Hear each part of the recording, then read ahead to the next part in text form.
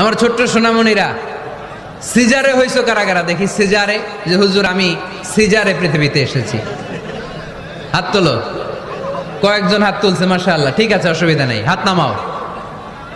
এটা একটা প্রাকৃতিক নিয়ম। মায়ের পেট থেকে পৃথিবীতে আমরা এইভাবে আসি। কেউ প্রাকৃতিক পদ্ধতিতে আসি, কেউ সিজারে আসে। যারা সিজারে আসছে তারা এই কষ্টটা সহ্য করে নাই, তাদের অন্য ধরনের স্ট্রাগল পৃথিবীতে আসার পরে।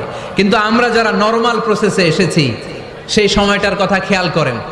আমাদের দেহের সাইজ অনেক বড়, আমাদের ওজন অনেক বেশি, কিন্তু আমাদের মায়ের যেই অঙ্গটা দিয়ে আমরা পৃথিবীতে এসেছি ওই জায়গাটা বড় সরু।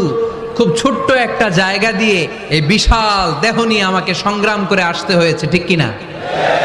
এবং এটা ল্যাবরেটরিক্যালি প্রুভড, সায়েন্টিফিক্যালি অ্যাটাস্টেড যে এটা একজন বাচ্চার জন্য, নবজাতক নিউ বর্ন বেবির জন্য খুবই স্বাস্থ্যকর, খুবই হেলদি। কারণ এই ছোট্ট জায়গাটা দিয়ে, মায়ের ওই ছোট্ট অঙ্গ দিয়ে আমরা যে পৃথিবীতে আসি, আমাদেরকে একটা চাপ সহ্য করতে হয়। ওই চাপের কারণে আমার নাকের ভেতরে, কানের ভেতরে যে ধরনের দূষিত গ্লিসারিন আছে, পদার্থ আছে, এগুলো সব বের হয়ে যায়। আর এই প্রচন্ড চাপটা আমাদের দেহটাকে কর্ম সহিষ্ণু হয়ে গড়ে তুলতে সাহায্য করে। কোন সুবহানাল্লাহ। সেই দিন আমরা স্ট্রাগল করে পৃথিবীর বুকে এসেছিলাম। যেদিন মায়ের পেট থেকে যুদ্ধ করে আমাকে পৃথিবীতে আসতে হয়েছে, ওই দিন আমার কান ছিল? এখনকার মতো কানের শক্তি ছিল? এখন যে হাতে শক্তি, ওই শক্তি ছিল?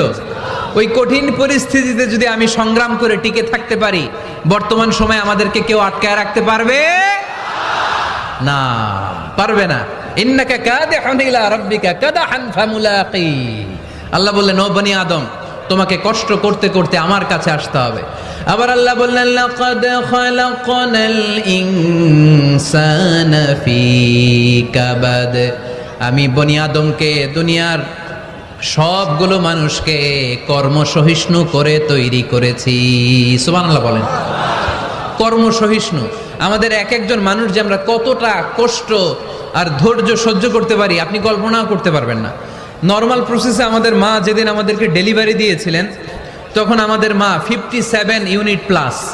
সুস্থ মানুষ ব্যথা সহ্য করতে পারে 45 ইউনিট। কত ইউনিট?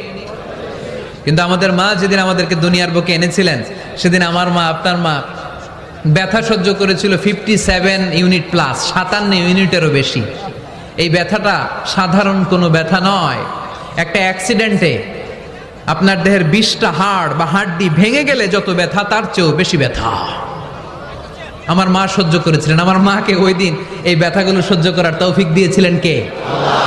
তাহলে কি পরিমাণে কষ্ট সহিষ্ণুতা আর কর্ম সহিষ্ণুতা নিয়ে যে আমরা জন্মাই, আমাদের কোনো ধারণাই নাই। এজন্য আমি প্রায় বলি, ছেলে মেয়েদেরকে, সন্তানকে ননির পুতুল করে গড়ে তুলবেন না। ছেলে মেয়েদেরকে কষ্ট সহিষ্ণু করে গড়ে তোলেন।